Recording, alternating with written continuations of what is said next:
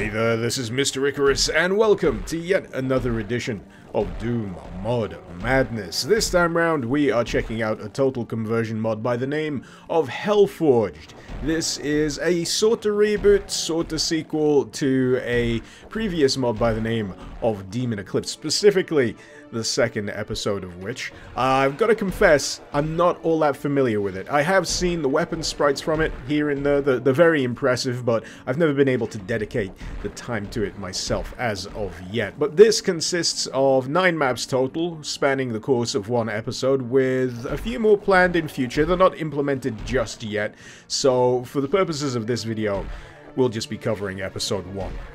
So what's the basic setup here behind Hellforged? What's your reason for being here? Well, as it turns out, demons have invaded.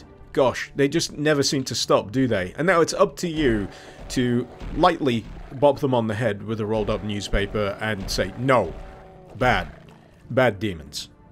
Only you're not bopping them over the head with a newspaper, you're thwacking them with swords, you're roasting them with projectiles, you're generally making a mess of them in hopes that it provides a good enough example for the rest of demonkind.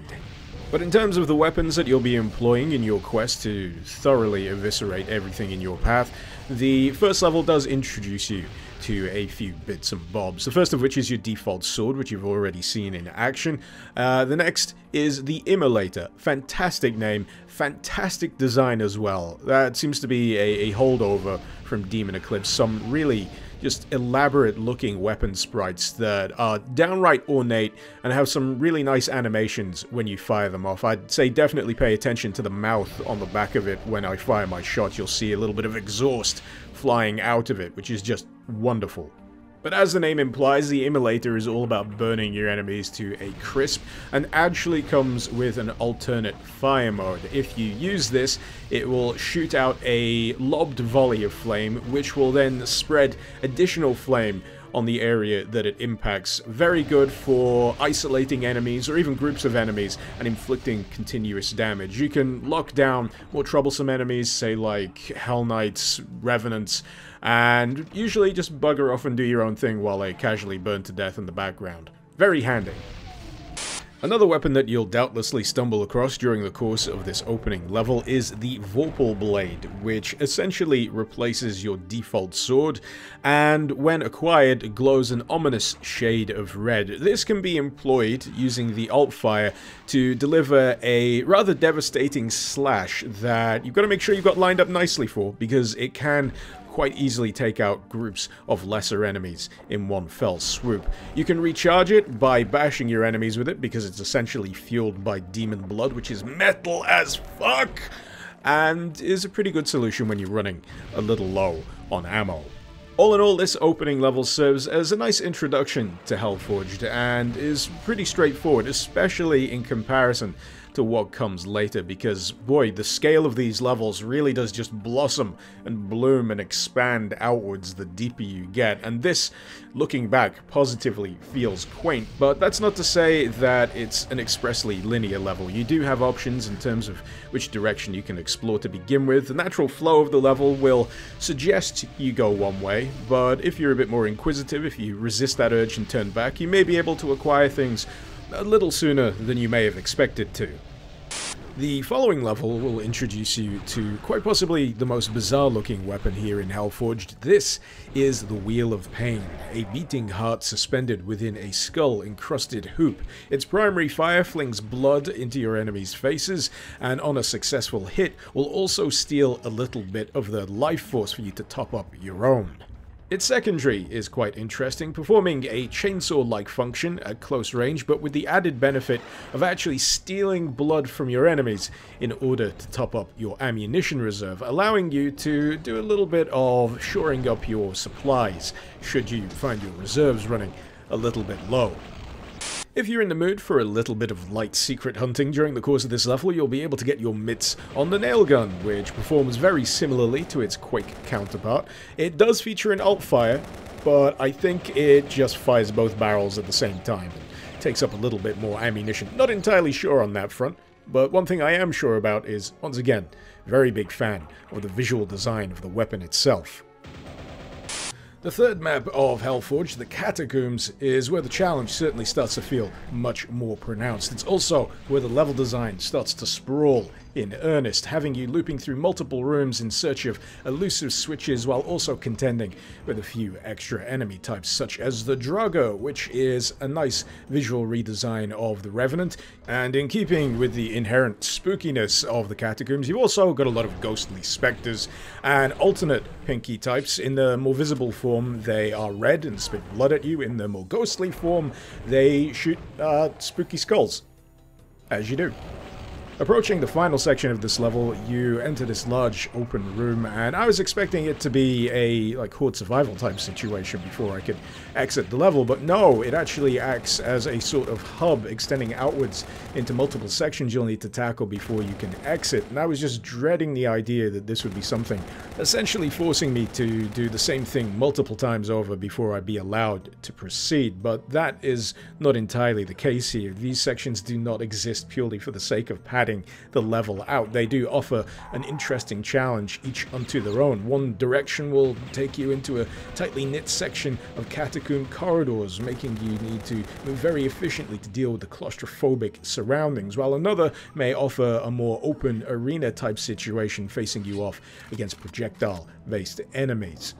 But one element that I quite enjoyed about this was the way in which they were interconnected. They don't just stick out from the hub as independent spokes, they knit back into each other. You can move around from one room to another without having to revisit the hub first, and it lends a nice sense of interconnectedness to these sections. It makes it feel like a much more tangible and explorable place, and it turns out that that is quite a significant element of design here in Hellforged. It's something that becomes much more pronounced going forward into later levels. If you manage to take care of a bit of secret hunting during the course of Catacombs, chances are you'll have been able to bag yourself a Hellbolt, which will stand you in good stead moving forward into the next map called the Testing Grounds. The Hellbolt is essentially the rocket launcher of the Hellforged arsenal. It also has a mortar alt, which has a slightly risky bouncing projectile, but this is balanced out by the fact that it also packs a bit more of a punch on successful impact. You may also notice that the Hellbolt shares the same ammunition pool as the Wheel of Pain. They're both fueled by demon blood, which means that if you're running low, you can in fact switch to the Wheel of Pain and use its ult to drain enemies of their blood, which then can be used to power the Hellbolt once again. It's a real nice interplay between weapons, one that ensures that both of them do end up on a fairly regular rotation. As for the map itself, the Testing Ground certainly feels like it manages to up the complexity factor once again. The entire facility at the heart of this can be circumnavigated around its entire outside edge, and is in fact necessary if you want to find the way forward. You'll also find multiple nods throughout the map to other maps, such as this section here, which reminded me very decidedly of 13 Angry Archviles, which, if you're not familiar with it, is a great map from Vanguard, if I'm not mistaken. And there's also a nod which is practically a requirement by law at this point, which is of course a nod to Dead Simple.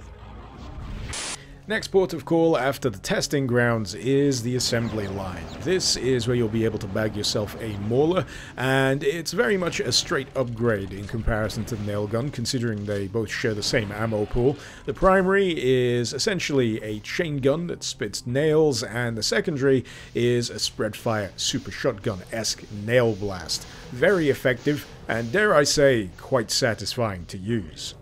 As for the level itself, I found it a little bit more of a navigatory nightmare than usual compared to the rest of them, and that's because I just managed to miss a switch.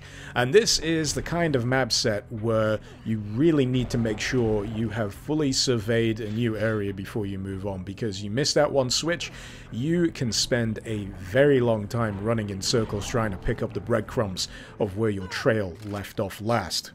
On the upside, however, this was the level that convinced me of the value of hunting down the optional Dream Skull Key. It's a feature of many of the levels here in Hellforged, and often grants you access to beneficial supplies, such as additional health, ammunition, and in some cases shortcuts between sections of the map. Case in point, this one features a switch opening a wall leading back to a central hub section where I continued to feel thoroughly lost for a good long while later. Another notable aspect of this map is that its final section also contains a mini-boss of sorts, pitting you against the chunky heft of an enemy called the Behemoth. It only has one attack, but that one attack is effective enough. It's a spread-fire rocket volley, forcing you to take effective cover behind those pillars littering the arena. The other aspect you'll have to deal with, of course, is the Draugr perched atop with the homing projectiles, as well as the Arachnotrons perched atop the other. Just make sure you bring enough ammo for your big guns on this one. It takes quite a bit of effort to take down. I'd say from this level onwards, this level being Hellkeep, my brain was just on borrowed time. I was already in a bit of a mushy mental state from the previous level, but these next few levels, crikey, they take the whole non-linear design ethos that's been threaded through this so far and really just runs with it. So, first things first, Hellkeep. Boy, my mind is already reeling from having to succinctly describe the enormity of what you'll be getting up to during the course of this level, and if I'm going to be honest, this is probably the lesser of the next few levels when it comes to scale.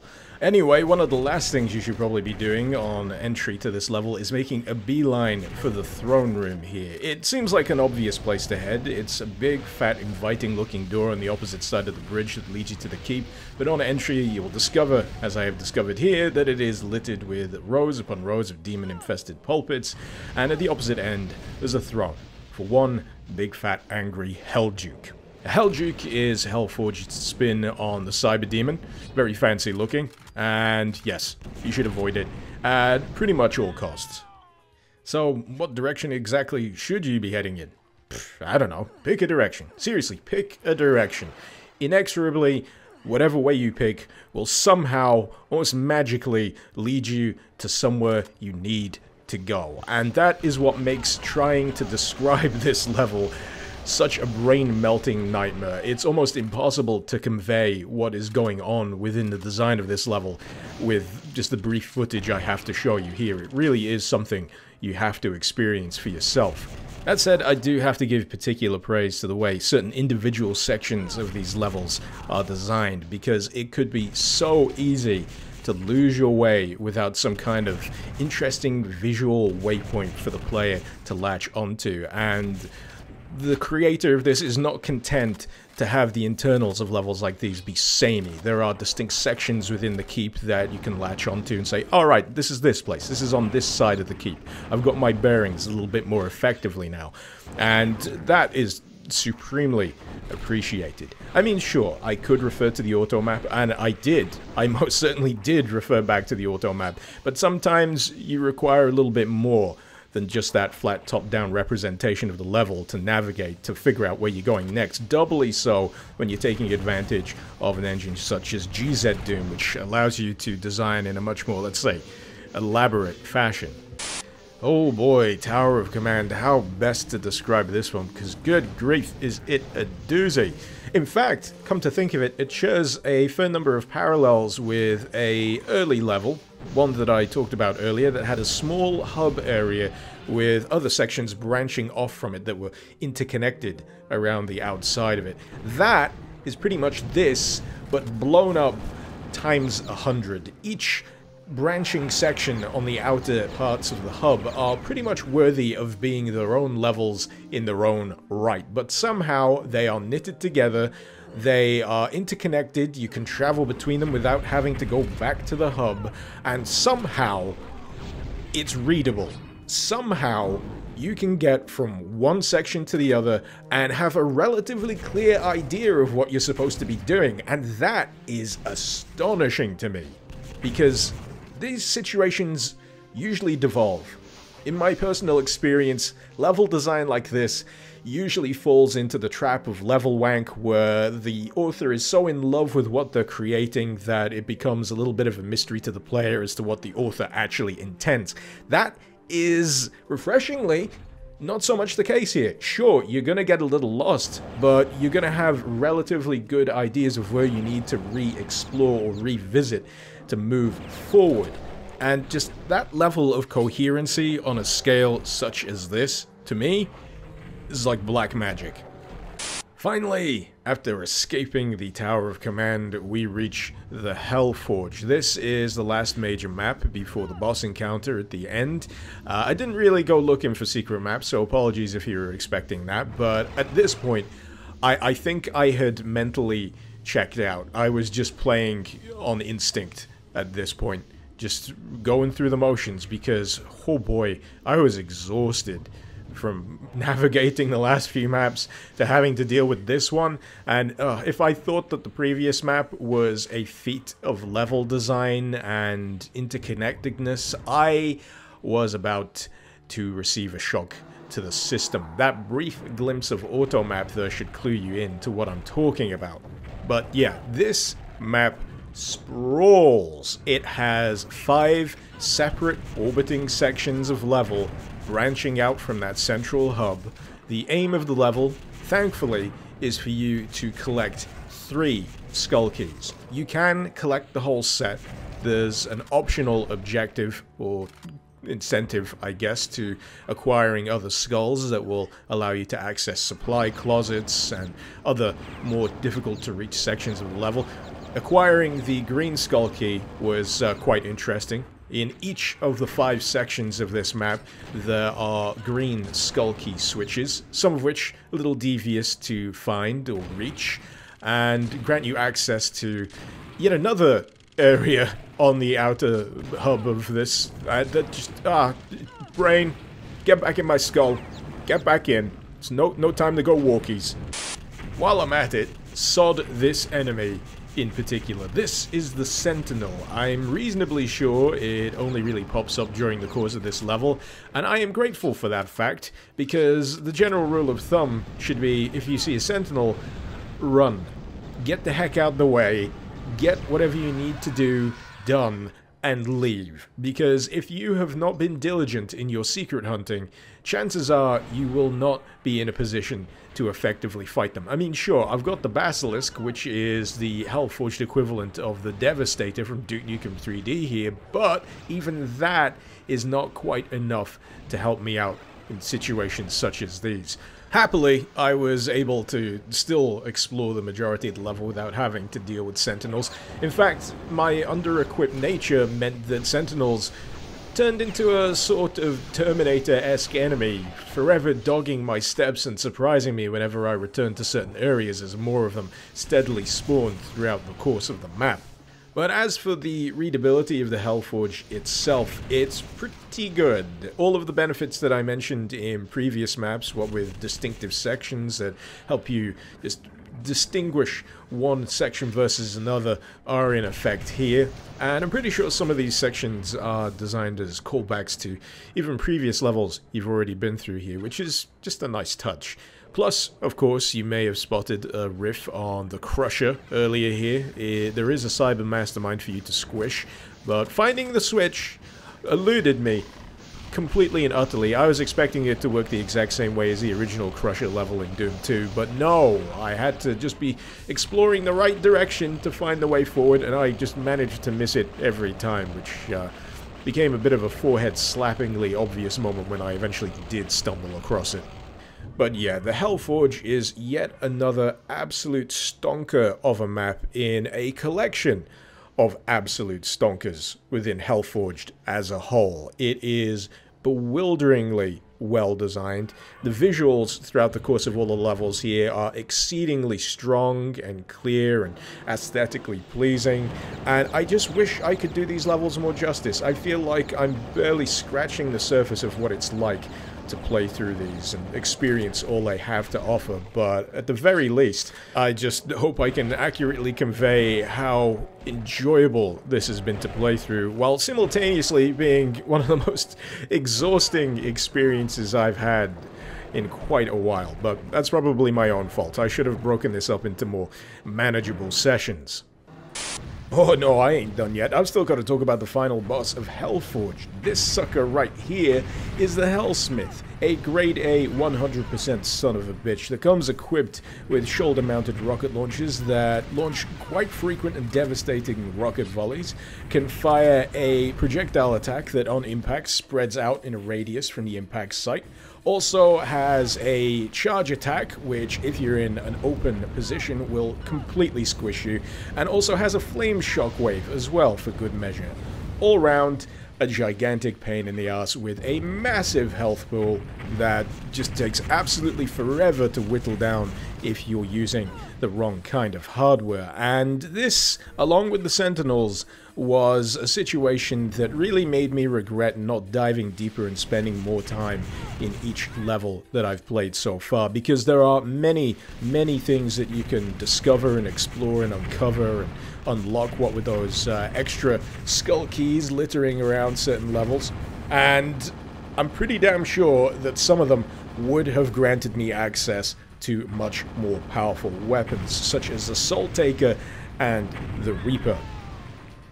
So what exactly is the Soul Taker? It is a weapon that grows more powerful the longer you attack enemies with it. If you stop attacking, the percentage charge drops, but if you reach certain thresholds, say like 25%, the weapon will not drop below that unless you discharge it using the alt fire. At 25%, the alt fire doesn't really feel all that powerful. The next milestone up from there would be 50%, which changes the attack and instead seems to unleash a radial projectile attack. I'm not entirely sure if there's a lock at 75%. I decided to skim straight past that so I could get to 100, but I did discover that the percentage is retained if you swap to a different weapon. So if you want to hold on to that awkward percentage, you can swap to something else and then swap back when you feel like it's going to be an opportune time to build that charge up again. So what happens when you finally reach 100%? What is unleashed? Oh, it's that. Okay.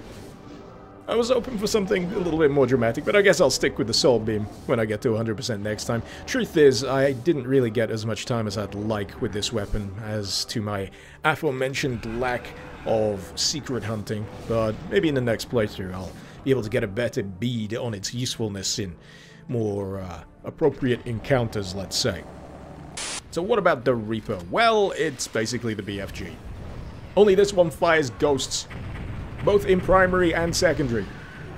Also, it kills the Hellsmith ridiculously quick. Not to mention, it's pretty efficient on the ammo consumption too. What is that, 20 per shot? Damn. So there you go, that's Hellforged, a bewilderingly well-made mod that just has a fantastic sense of escalation throughout. It just keeps building and building and building, both in the level design and difficulty and challenge, all the way up until that final boss. And quite frankly, it's a mod that I'll be eager to return to relatively soon, because when you work into a deadline like I am for these videos, you do tend to skim certain things. You do tend to skip or miss things that you would have otherwise been able to spot if you were able to savor it and take your time. And that's something that I very much intend to do. Maybe I'll find those extra weapons after all. But hey, time will indeed tell. In any case, I certainly hope that this has piqued your interest. If you suddenly feel the unmistakable urge to give Hellforged a spin for yourself, you'll find the link, as usual, in the description below. While I'm at it, I'd like to give a great big thank you to my wonderful patrons over on Patreon. Thank you so very much for supporting the channel and for helping to make content like this possible. If you're interested in supporting the channel yourself, maybe you'd like to see your name in the credits, maybe you'd like to gain early access to my videos before anyone else, well, if that's the case, you'll find the link to my Patreon page also in the description below. Hopefully you've enjoyed this video. Feel free to let me know what you thought in the comments, and feel free to suggest any mods you'd like to see me cover in future editions of Doom Mod Madness. This has been Mr. Icarus. Thank you very much for watching. Icarus out.